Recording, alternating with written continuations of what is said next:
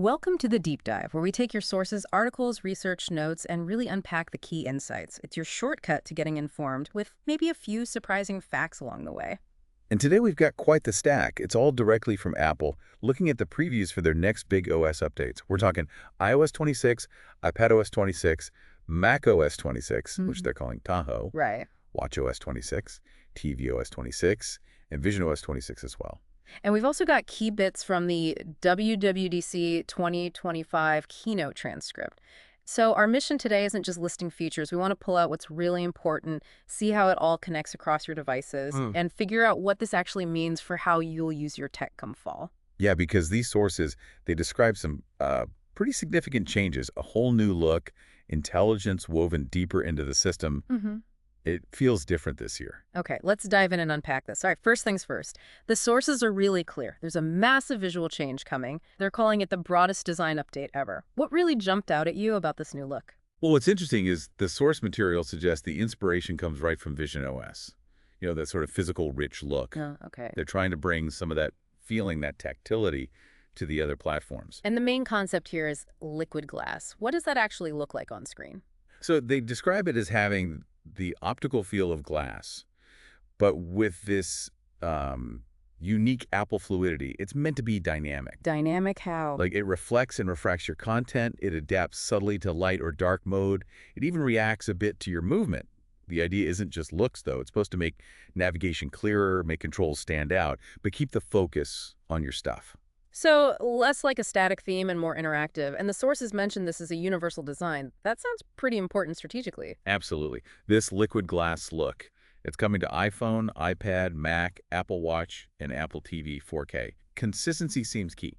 Right, so moving between your phone and your Mac should feel smoother. Exactly. Less jarring.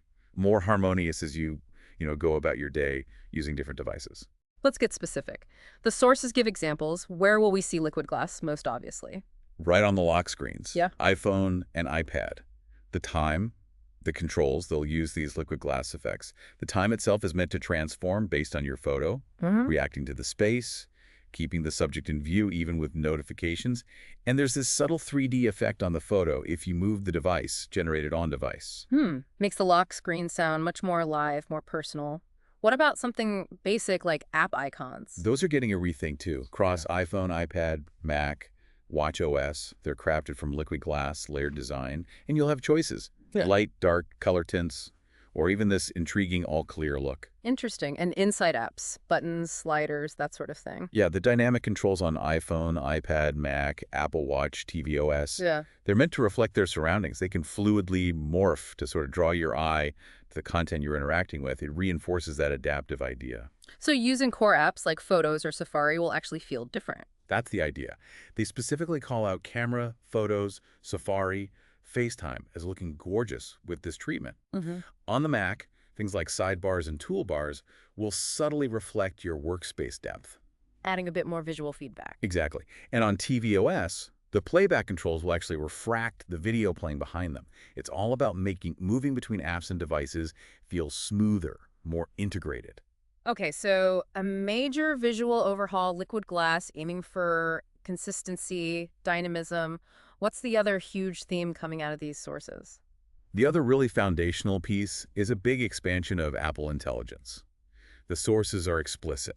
It's getting integrated into way more apps and experiences this year. More intelligence, more places. What does that look like in practice? Well, they mentioned broader language support for these features, and the underlying generative models are apparently more capable, more efficient too, especially for running right on your device.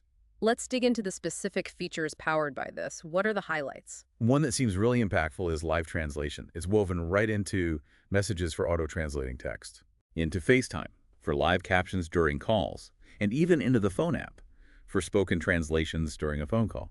And crucially, they say it works even if you're calling someone without an iPhone. That's huge. And privacy here is key, right? They mention on device. Correct. They really stress that. Because it runs on device, your conversations stay private. And this feature is coming to iPhone, iPad, Mac, and Apple Watch. Okay. What about visual intelligence? We saw some of that start last year. It's definitely leveled up. Building on what was there, you can now search, ask questions, and take action based on content that's visible right on your iPhone screen. In any app. Seems like it. And you can optionally use ChatGPT with permission for broader questions about that content. Okay, that sounds incredibly useful. What are some examples they give? Really practical stuff like see a jacket or a lamp in a social media feed. Yeah. You could potentially identify it and search across shopping apps like Etsy, or pull details from an event listing on a website straight into your calendar. Or maybe ask ChatGPT, what kind of instrument is that, Yeah. based on a picture on your screen. So the system actually understands the context of what you're looking at. That's a shift. Exactly. It's not just displaying pixels. It's starting to understand the visual world you're seeing through the device.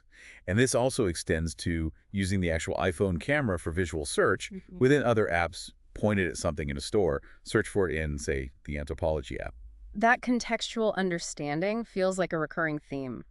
What else is Apple Intelligence doing? For fitness folks, especially Apple Watch users, there's Workout Buddy. This uses Apple Intelligence plus your fitness history, paces, miles, rings, training load. All that data Apple Watch collects. Right, to give you personalized, audible motivation during workouts. And they even made a specific voice for it. Yeah, they mentioned using a new text-to-speech model based on voice data from a Fitness Plus trainer. Yeah. Trying to get the right energy, the right style for motivation. It can even cheer you on for milestones, like hitting your 100th mile. It runs on the watch, but needs the paired iPhone. Shortcuts is getting smarter too. Big time. You get intelligent actions like summarizing text or creating images within a shortcut. But the really powerful new thing seems to be an action that lets you tap directly into the core Apple Intelligence models. How would you use that? They give an example like feeding it a lecture recording transcript and your notes and asking to compare them to find what you missed. This can use on-device models, Apple's private cloud compute for heavier tasks while maintaining privacy, Okay. or even ChatGPT for things needing broader knowledge, always with permission. That's on iPhone, iPad, and Mac. What about Image Playground and Genmoji? What's new there? More creative options. You can mix emoji with text descriptions for new Genmoji. When making images based on people, you get more control, like changing expressions or hairstyles. And Image Playground will surface additional styles from ChatGPT, like maybe an oil painting style for your contact poster. Developers get an API too, across iPhone, iPad, Mac, and VisionOS. Is AI helping with just everyday organizing? Definitely looks like it. Smarter Reminders is one. Based on text, you see emails, websites. Reminders can suggest tasks, grocery items, follow-ups. It can also auto-group related reminders into sections in your lists. That's iPhone, iPad, Mac. And the Notes app. Notes get some handy integrations, especially on iPad and Mac. You can capture audio recordings from phone app calls directly into a note, complete with transcriptions. Oh, that's useful. Yeah, and exporting notes as markdown files is coming too. Plus, quick capture via Siri on Apple Watch. Start a new note. Okay, so moving on from pure intelligence, another big area in the sources is communication and connection, specifically cutting down the noise but also making interactions more fun, more personal. Tackling spam calls and making messages better? Pretty much. For call management, there's call screening. iPhone, iPad, Mac, Apple Watch. It answers unknown callers silently, Okay. prompts them for their name and why they're calling, then rings your phone so you hear their response in real time before deciding to pick up. That sounds like a really useful filter. And tied to that is Screen New Senders. This is for messages, phone, FaceTime. It uses on-device smarts to spot potential spam and gives you control over who lands in your main conversation list or recents. Unknown senders go to a separate area, silenced, until you accept them. But important stuff from new contacts should still get through. Okay, that helps manage the inbox flood. What about the universally hated experience of being on hold? They've got something called Hold Assist in the phone app. Again, iPhone, iPad, Mac, Apple Watch. The app basically waits on hold for you. It detects hold music, listens for an agent, then notifies you when someone's ready. Seriously? Yeah, it lets you do other things or just put your phone down instead of listening to that music loop. That could genuinely save hours of collective human frustration. Messages itself updates beyond the AI stuff. Yep, across all platforms, even Vision Pro. You can add dynamic backgrounds, built-in ones, or your own photos to chats, visible to everyone. Polls and group chats are coming. AI can even suggest them. And typing indicators for group chats? Finally. Yes, typing indicators in group chats on iPhone and Mac. And on watchOS messages, it'll suggest smart actions based on context, like a Find My prompt if someone asks, "Where are you?" And the phone app itself is spreading out. That's right. The phone app comes to iPad and Mac. This feels like a huge focus, especially for iPad. The sources call the iPad windowing update a giant release, and the biggest update to windowing on iPad ever. That's strong language. Seems like they're addressing long-standing feedback. What does this mean for actually using an iPad day to day? Much more powerful windowing. You can open more windows, resize them more freely, arrange them better. A big thing is window tiling quickly. Snap windows side by side with a flick, into halves, thirds, even quarters. And the controls will feel more familiar, like on a Mac. Yeah, they're adding those familiar close, minimize, full screen buttons in the top left. Plus new controls for arranging layouts. There's also an expose-like view. Swipe up and hold, see all your windows spread out, tap to switch. And a menu bar is always available with a swipe down for app commands. That sounds genuinely transformative for iPad multitasking. Is this just for the Pro models? This is the really interesting part. The sources state this new architecture brings this better windowing to every iPad model that can run iPadOS 26. Even the base iPad? And the Mini? That's what it says. Including the base iPad and iPad mini, it also works with Stage Manager and external displays. It feels like a deliberate move to make real multitasking available across the whole line. That is huge news for a lot of iPad users. What about the Files app? Getting some love. Described as supercharged across iPhone, iPad, Mac. Finding files should be faster. New folder colors, customization options. The list view gets resizable columns, collapsible folders, and you can finally set a default app for opening specific file types. Yes. Okay. And folders in the iPad dock. Yep, on iPad you can drag any folder from files right into the dock, tap it, and it fans out showing the contents. They suggest it's great for downloads, documents, project folders you use all the time. Spotlight on the Mac also getting a major boost. They're calling it the biggest Spotlight update ever. Meant to be way faster for browsing content files, intelligent suggestions, apps. But the real power-up is taking hundreds of actions directly from Spotlight, without leaving the keyboard, without switching apps. Hundreds. Like what? Create an event, start an audio recording, play a podcast, send a message, add a reminder. Tons of stuff. They've added quick keys, like typing SM for send message or AR for add reminder. It's contextually aware, too, suggesting actions based on your current document. You can even access clipboard history. Wow. That keyboard-centric approach could be a massive productivity win for Mac users. Shortcuts automation on Mac, too. Yes, building on that. You can now trigger shortcuts automatically on macOS based on time, or when something happens like saving a file or plugging in a display. In preview, the app is coming to iPhone and iPad. That's right. The macOS stalwart comes to iOS and iPadOS. Open, edit, markup PDFs and images. Works great with Apple Pencil on iPad. Includes image editing tools, exporting options too. Background tasks on iPadOS, that sounds important for pro workflows. It is. iPadOS can now run long, heavy processes like video exports, big downloads in the background while you use other apps. They show up as live activities. There's an API for developers. Journal app is expanding its reach. Yep, Journal comes to iPad and Mac. iPad gets pencil support for handwriting. Mac offers a more comfortable typing experience. You can have multiple journals, add inline images, see entries on a map, pull in those transcribed audio recordings from calls on iPad Mac, and quick capture via Siri on the watch. And a little boost for calculator on iPad. Yes. Math Notes within the Calculator app now handles equations with 3 variables and can create 3D graphs. All right, so beyond productivity, the sources also highlight features around discovery and experiences, exploring, consuming content in new ways. Okay, let's start with the car. CarPlay updates. Big updates. Redesigned with liquid glass for that consistent look on the car display. Updated icons. Incoming calls are more compact, don't block your map as much. Tapbacks and pinned conversations and messages. Plus, it adds widgets and live activities for quick info while driving. Developers can hook into this. And then there's CarPlay Ultra. That sounds like more than just the infotainment screen. It is. CarPlay Ultra aims for a unified experience across all the driver's screens in cars that support it. It integrates vehicle controls radio, climate right into the CarPlay interface, merging iPhone stuff with car functions. The first cars launched recently, more brands coming. It's definitely a deeper push into the vehicle itself. Maps is getting smarter about our routines. Looks like it. It learns your usual routes and can warn you about major delays before you even leave. It adapts if your routine changes too. And something called visited places. Yeah, it's an optional feature. Lets maps remember places you've been, restaurants, shops. You can see them in a library, search them, share them. They emphasize it's end-to-end encrypted, easy to delete your data. There's also an updated Maps widget for checking your commute. The Games app that's being positioned as a new hub. Correct. A new dedicated Games app on iOS, iPadOS, macOS. It's meant to be the central spot.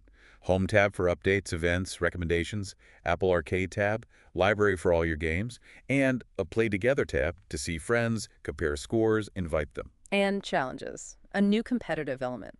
Yeah, challenges are score-based showdowns with friends, initiated from Game Center leaderboards within Hmm? supported games. They mentioned Thronefall, Skate City, New York as examples. And a game overlay for quick access during play. Yes, on iPadOS and macOS. Adjust system settings, chat, invite friends without fully leaving the game. Sources also mentioned developer stuff like Metal 4 on Mac for better graphics, and new big titles like Crimson Desert and Enzo using Apple Silicon. Apple Music and Apple TV, new experience features there too. In Apple Music, iOS, tvOS, there's lyrics translation.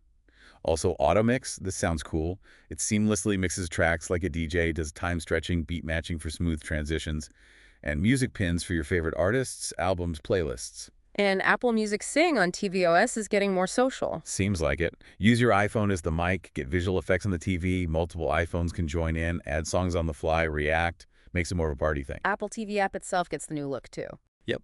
tvOS gets the liquid glass refresh, playback controls refract the content, a bolder look with cinematic poster art, and profiles show up right when the TV wakes, so you jump straight into your stuff shows, sports, music. There's a developer API for auto sign-in too. Wallet seems to be doing a lot more. Definitely expanding. On iOS, you'll be able to create a digital ID with your U.S. passport. Use it at TSA checkpoints where supported, in apps, maybe in person. Boarding passes get refreshed, easier access to airport maps, luggage tracking via Find My, shareable live activities for flight status. Okay. Apple Pay updates let you redeem points or use installments in person. And order tracking automatically pulls details from merchant carrier emails into Wallet. Summarizes tracking info, gives notifications, all in one place. That order tracking alone sounds incredibly helpful. Okay, finally, VisionOS 26. What's new in the spatial realm? Lots of building blocks. A big one is widgets. Place your favorite widgets. Photos, clock, music, calendar, anywhere in your space. They stick around, you can customize the look, frame thickness, color. New Widgets app. And Vision Pro remembers where you put your apps and widgets. Spatial scenes were mentioned. What are those exactly? They take 2D images and give them lifelike depth.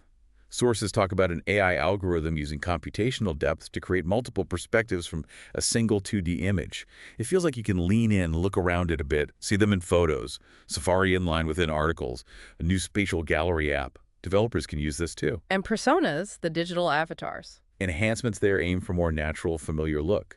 They mention specific improvements to hair, lashes, complexion accuracy. Can you share Vision Pro experiences with people physically near you now? Yes, that's new. Share watching a movie or playing a spatial game with others in the same room wearing Vision Pro. You see each other's personas. They highlight this for enterprise reviewing 3D designs together, whether colleagues are physically there or remote via persona. Spatial browsing in Safari. The spatial web. That's the term they used. It includes those inline spatial scenes and articles. And web pages can embed 3D models you can pull out into your space to examine. Pushing the web into 3D. New accessory support. Yep, support for input with 6 degrees of freedom, full 3D motion tracking.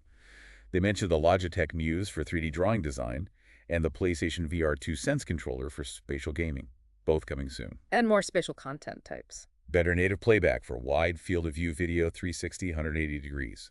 Relive moments captured with immersive cameras. New immersive content like sports and documentaries. Adventure was an example. And a new Jupiter environment view Jupiter from its moon AMLA.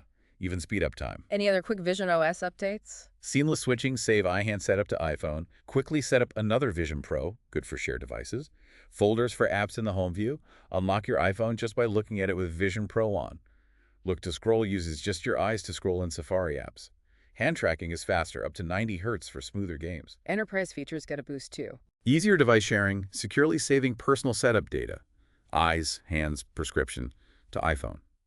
And a protected content API, an eyes-only mode for sensitive stuff like medical records or business data. Lets developers build secure enterprise apps. And tools for creators. Adobe's bringing an app for spatial video editing right on Vision Pro. Support for wide FOV video from GoPro, Insta360, Canon cameras too, so that covers big thematic areas. But there were also a bunch of other notable features sprinkled across the OEs, worth doing a quick rundown. Okay, let's hit those quick hits. All right. Accessibility. Braille updates, vehicle motion cues to help with motion sickness, customizable reading. For VisionOS, live recognition, zoom, typing improvements. macOS gets magnifier, Braille access, accessibility reader updates. Family features. Easier child account setup, better parental controls, communication limit safety, app score controls, that's across platforms. High quality audio recording. Yep, during video calls on iPadOS, macOS, HD recording in-camera on iOS with H2 chip AirPods Pro. iPadOS gets a new audio input chooser, voice isolation system-wide, and mentions using AirPods for studio-quality vocals. And AirPods is a camera remote. On iOS, press and hold on H2 chip AirPods Pro to start video recording in the camera app. Clock app on iOS, small but welcome change. Yes. Custom snooze duration, finally, 1 to 15 minutes. Photos app layout changes. Updated library collections tabs across iOS, iPadOS, macOS. macOS gets better filtering, sorting, customizable tile sizes, pin collections. Okay, watchOS specifics. Featured photos, face shuffles, featured content. Redesigned watch face gallery grouped into collections. Configurable widgets in the Smart Stack. Customized appearance like a specific home accessory. Live listen transcription from iPhone shows on watch. Auto volume adjusts based on noise. And a new wrist flick gesture, mute calls, silence timers, dismiss notifications, close Smart Stack with a wrist rotation. Anything else small for macOS? Redesign messages conversation details. And add contact button next to unknown numbers and groups.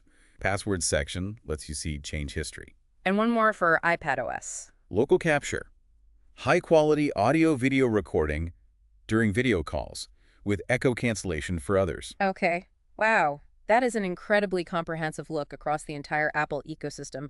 So let's try to connect the dots. How do these big themes, the liquid glass design, the expanded Apple Intelligence, communication tweaks, productivity boosts, new discovery features, how do they all come together for someone actually using these devices? Well, the picture emerging from all these sources is one of a much more cohesive, intelligent, and honestly capable experience. That liquid glass design, it's not just looks. Applying it everywhere means switching between your iPhone, iPad, Mac feels less like jumping between different worlds, Right. and more like just changing your viewpoint on the same core platform. That consistency matters. So the look reinforces the functional continuity. Exactly. And Apple Intelligence isn't some separate app you launch. It's being woven right into the fabric of the OS. It's there in translation, understanding your screen, organizing reminders, motivating workouts. The aim seems to be making it effortlessly helpful, available right when and where you need it without having to consciously think, I need AI for this. And the productivity updates, especially that huge iPad windowing change hitting all compatible models, and the supercharged spotlight on Mac that feels like Apple directly tackling long-standing user requests, enabling workflows that maybe felt clunky before. Oh, definitely. It seems designed to smooth out friction points, let people do more complex things more easily, particularly on the iPad, which sometimes felt limited in that area compared to the Mac. And the communication stuff strikes a nice balance. It's actively trying to cut down the noise, the spam, the waiting on hold, while also adding richer, more personal ways to connect with people through visuals and better group chats. Yeah, it's about curating those digital interactions, helping you focus on what's meaningful instead of getting buried. And finally, the discovery features the Games Hub, smarter maps, the much more capable wallet. They seem focused on making your interactions with the world, digital and physical, just more intuitive, more informative. Right. Streamlining things, putting info or actions right there when you need them. And underlying all of this, the sources keep hitting that privacy note, especially the on-device AI and the private cloud compute for heavier tasks. So thinking about our listener, maybe someone who identifies as a learner wants to get info fast, stay organized, see different angles, not get overwhelmed. How do these updates specifically help them? Well, features like reminders pulling tasks from text, visual intelligence helping understand screen content, live translation breaking down language barriers instantly, better organization in files and reminders. These all help you process info faster, stay organized with less effort, gain new perspectives easily, and cut down on those overwhelming friction points like spam or hold music. Even the intelligent suggestions in Spotlight or the Smart Stack proactively bring info to you, helping you stay informed without constantly digging. It really sounds like the whole direction is making this ecosystem feel less like separate tools and more like a single, integrated, intelligent partner that anticipates what you might need. That definitely feels like the strategic goal, judging by how deep and wide these updates go across every single platform. We've taken a deep dive into the sources covering the major updates coming this fall in iOS 26, iPadOS 26, macOS 26, Tahoe, watchOS 26, tvOS 26, and visionOS 26. Yeah, from that unifying liquid glass design to the deeply woven Apple Intelligence enhancing almost everything, big productivity leaps, and new ways to connect and discover. It's clear the aim is making your devices feel more personal, more capable, and just work together more seamlessly. The goal seems to be intelligence that's not tacked on, but part of the fundamental experience, right where you need it, smoothing things out. And with developers getting more direct access to these intelligence models now, the potential for really innovative new apps and experiences feels pretty huge. So here's a final thought for you to consider based on all this. With intelligence becoming so deeply embedded in the OS across all your devices, and with developers now able to tap into that directly, how might this fundamental shift change the kinds of things, maybe even the complexity of tasks, you expect your technology to handle for you down the road?